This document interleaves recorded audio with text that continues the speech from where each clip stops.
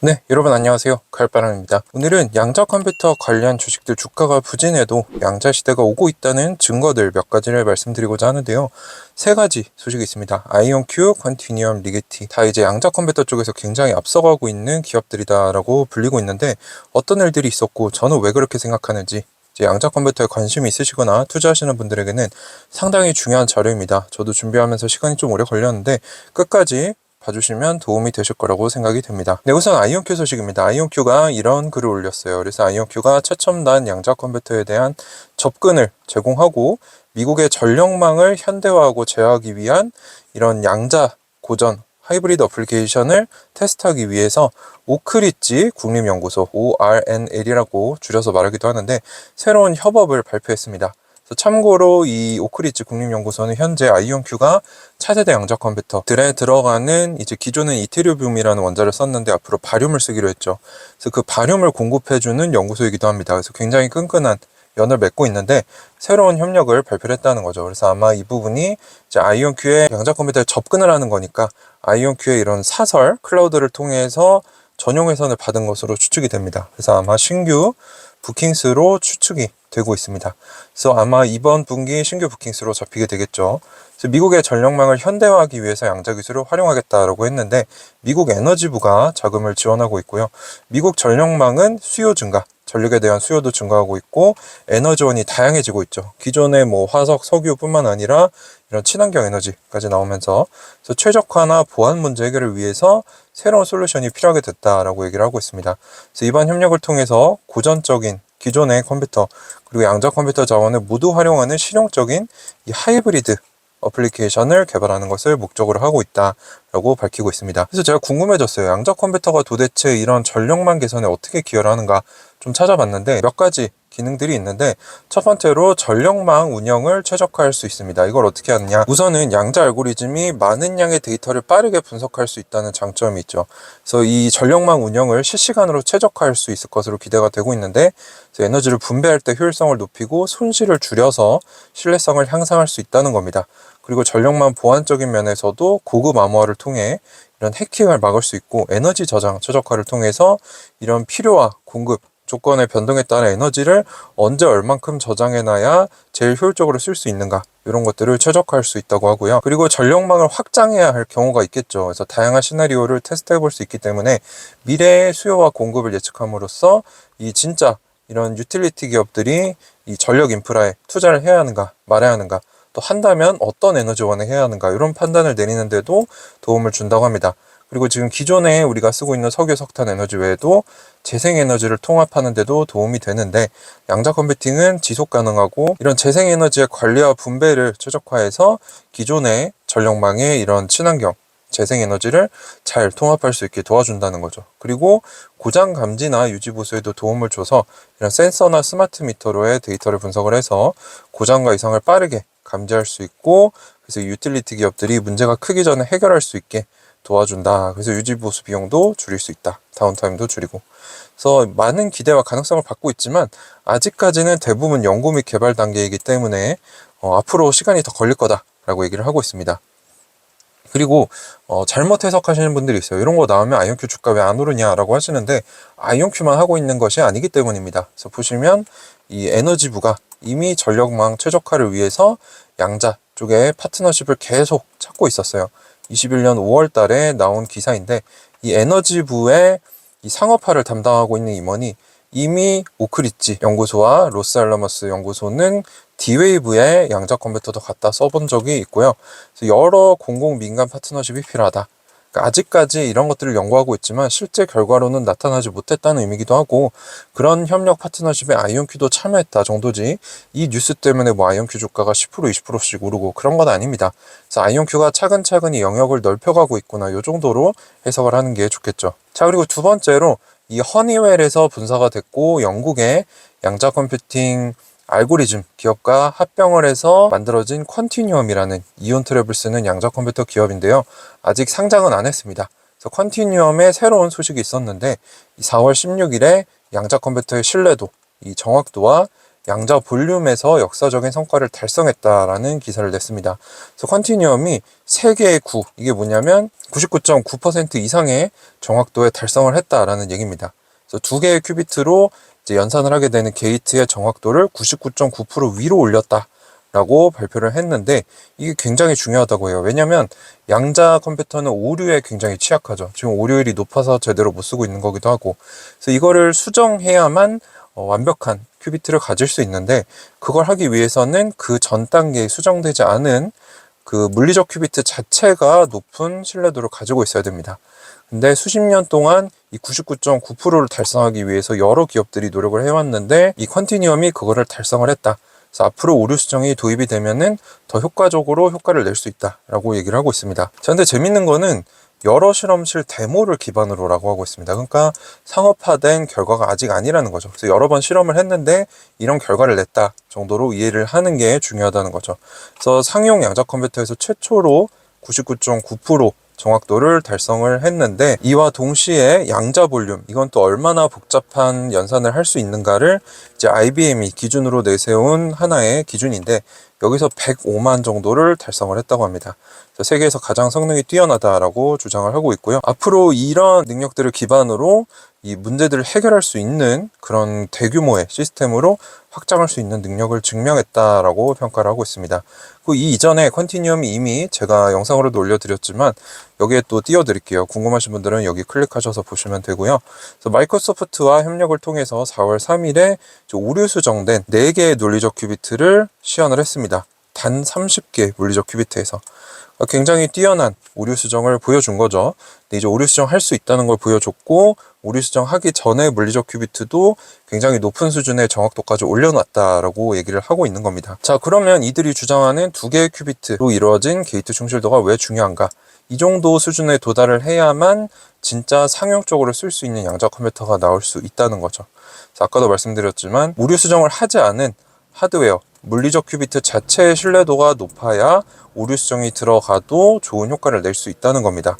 그래서 4년 전에 컨티뉴엄은 이 양자 볼륨이라는 기준에서 5년 동안 매년 10배씩 향상시킬 것이다 라고 했는데, 이것을 지켜왔다라고 얘기를 하고 있습니다. 그래서 보시면 지금 컨티뉴엄이 가지고 있는 양자 컴퓨터는 H 시리즈인데, H0부터 H1, 1세대, H1, 2세대, 그리고 H2의 첫 세대까지 올라오면서 현재는 주력이 H1의 1세대인 것 같아요. 그래서 105만까지 올라왔죠. 불과 몇 년 전에 16이었는데. 그래서 컨티뉴엄도 굉장히 열심히 잘 하고 있는 것으로 보입니다. 그리고 재밌는 거는 알고리즘 큐비트를 지난번에 컨티뉴엄에 한번 비판한 적이 있는데, 여기서도 한 번 더 언급하면서 알고리즘 큐빗과 같은 포괄적이지 않은 측정 항목과 혼동돼서는 안 된다라고 다시 한번 언급을 합니다. 참 재밌죠. 그래서 아이온큐의 피터 제프맨 CEO도 컨티뉴엄의 기술에 대해서 너무 느리다라고 비판을 한 적이 있는데, 이렇게 서로 견제하면서 발전을 하고 있는 것 같습니다. 자, 그리고 컨티뉴엄은 이온 트랩 안에서도 QCCD라는 기술을 쓰고 있는데, 이 기술이 이온 트랩의 이 아이온큐가 쓰고 있는 기술과는 조금 달라요. 이제 조금 느리다는 비판을 지난번에 피터 제프맨 아이온큐 CEO한테 받았는데, 거기에 대해서 또 반박을 합니다. 그래서 본인들도 아이온큐와 마찬가지로 올-투-올 완전한 연결성을 가지고 있고 QCCD라는 아키텍처를 쓰고 있기 때문에 이거를 달성할 수 있었다. 그리고 또 초전도체 쪽을 비판을 합니다. 그래서 전문가들은 모든 큐비트쌍 간의 높은 정확도를 찾는데, 이제 초전도체 같은 애들은 연결성이 완벽하지 않습니다. 바로 옆에 있는 애들로만 연결이 돼 있기 때문에 다른 멀리 떨어져 있는 큐비트와의 이런 정확도는 굉장히 낮다는 거죠. 그래서 컨티뉴엄도 마찬가지로 아이온큐처럼 이온 트랩이 답이다 라고 얘기를 하고 있는 것 같습니다.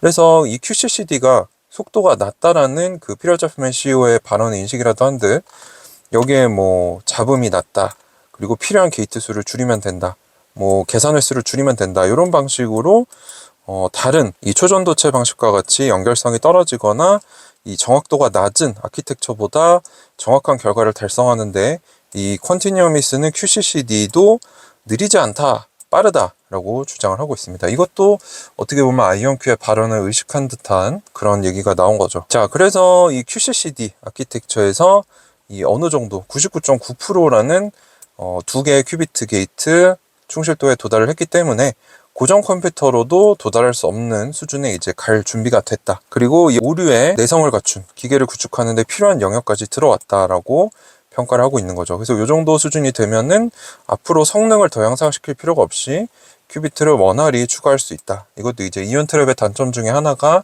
큐비트를 늘리기 어렵다는 면인데, 요것을 이제 인식을 해서 이런 말을 해준 것 같아요. 그래서 앞으로 이 H1 장치에서 이걸 달성을 했는데, 이거를 업그레이드를 해서 H2를 내놓겠다. 이미 나오긴 했는데 업그레이드 하겠다, 이런 얘기죠. 그래서 모든 주요 지표에서 우리는 선두에 있다라고 주장을 하고 있습니다. 그래서 요거에 대해서 또 좀 살펴볼 건데, 컨티뉴엄의 아까 H1과 H2가 주력이다라고 말씀을 드렸죠. H1 같은 경우는 허니웨일의 첫 번째 양자 컴퓨터인데, 보시면 20개의 서로 완전히 연결된 큐비트를 가지고 있다. 그리고 양자 볼륨이 한 105만 정도 되고, 2개의 큐비트로 이루어진 게이트의 충실도가 99.9% 정도 된다라고 얘기를 하고 있고, 컨티뉴엄의 두 번째 시스템인 H2는 32개의 큐비트를 가지고 있고, 퀀텀 볼륨, 양자 볼륨은 1세대 105만에 비해서는 조금 낮죠. 한 6만 5천 정도. 아직 업그레이드가 안 들어갔으니까. 근데 이제 충실도는 뭐 거의 99.9%에 왔다라고 얘기를 하고 있고요. 그럼 아이온큐 상태는 어떤가? 아이온큐가 이미 출시를 한 포르테 같은 경우는 알고리즘 큐비트라는 기준을 쓰죠. 35 정도이고, 큐비트는 현재 36개, 올투올 커넥티비티, 완전한 연결성 가지고 있고요. 2개의 큐비트를 가진 게이트 에러가 0.4%이기 때문에 실제로 정확도는 99.6%입니다. 그래서 뭐 H1이나 H2는 99.9인 거에 비해서는 좀 떨어진다라고 볼 수 있죠. 그리고 24년에 나오는 포르테 엔터프라이즈도 거의 스펙은 동일하게 맞추려고 노력을 하고 있습니다. 근데 여기서 참고해야 될 거는, 이제 컨티뉴엄의 제품 같은 경우는 아까도 말씀드렸지만 연구실 내에서 나온 시험 결과라는 거죠. 본인들이 아무리 좋다고 해도 이거는 연구실 내에서 나온 결과고, 아이온큐 거 같은 경우는 이미 상업화가 되고 패키징이 돼서 고객들에게 팔려 나갈 제품이기 때문에 이게 어느 정도 주장에 있어서 비교가 조금 어렵다라고 저는 생각을 해요. 물론 제가 틀릴 수 있습니다. 근데 저는 그렇게 생각한다는 거. 자, 그리고 마지막으로 리게티 소식도 있었습니다. 리게티는 이제 초전도체 방식으로 양자 컴퓨터를 개발하는 스타트업이죠. 그래서 어제 리게티 주가가 12% 급등을 했는데, 그 이유를 찾아봤더니 리게티가 이제 뭐 다양한 기업들과 함께 영국 자회사에서 영국에 처음으로 양자 컴퓨터를 구축하고 운영하는 3년짜리 프로젝트가 성공적으로 완료됐다라고 발표했습니다. 그 리게티 양자 컴퓨터를 영국에 배치를 했다는 거죠. 3년이 걸려서. 그래서 리게티 주도의 1,720억 원 규모의 프로젝트 목표는 영국에 양자 컴퓨팅 상업화를 가속화하고 이 실용적인 응용 분야를 발전시키는 데 있다. 그래서 영국 정부의 자금 지원을 받고 있고요. 그래서 32큐빗 수준의 아스펜 양자 컴퓨터가 영국에 배치가 됐다는 거고, 뭐 정확히 얼마를 여기서 벌었다 이런 얘기는 하고 있지 않습니다. 근데 이 외에도 이 국가 양자 컴퓨팅 센터에 24큐비트 수준의 아카 양자 컴퓨터 역시 제공할 예정이다라고 얘기를 하고 있습니다. 이런 호재들로 인해서 리게티가 주가가 올랐다라고 볼 수 있을 것 같아요. 자, 그래서 저 의견을 좀 말씀을 드리면, 최근 D-Wave 사장도 한번 아이온큐의 알고리즘 큐비트를 비판한 적이 있고요.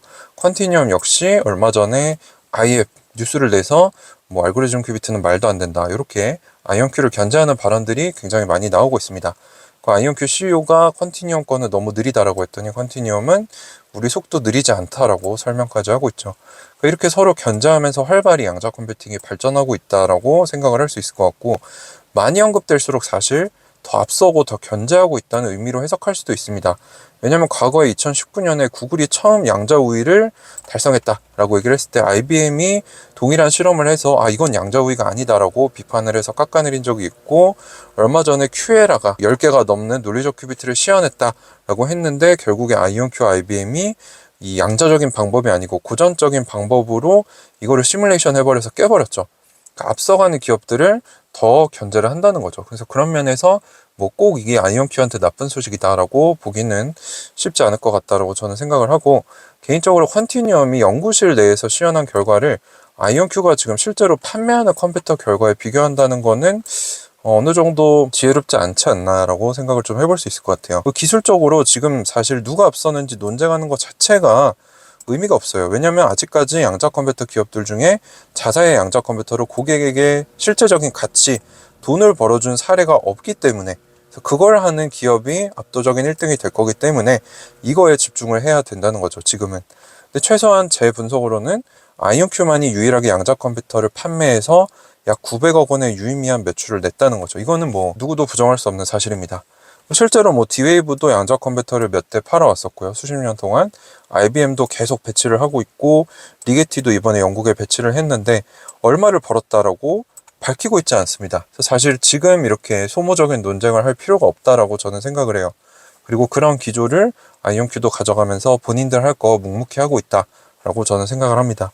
그래서 제 총평은 현재는 양자 컴퓨터 초기 시대로 누가 기술적으로 앞선다라고 논쟁하는 것이 의미가 없다는 거죠.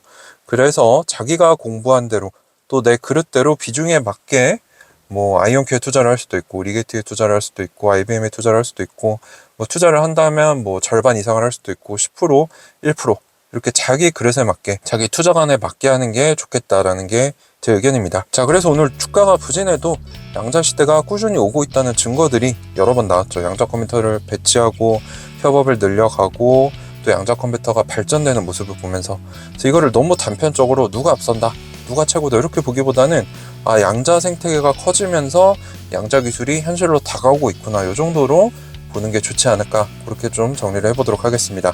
네, 도움이 되셨다면 아직 구독 안 하신 분들은 구독 한 번씩 꼭 부탁드리고, 양자 컴퓨터에 대해 궁금하다, 투자해보고 싶다라는 분들에게 제 채널을 소개해 주시면 그게 저한테 제일 도움이 많이 될 것 같습니다. 네, 오늘도 끝까지 긴 영상 시청해 주셔서 감사합니다. 가을바람이었습니다.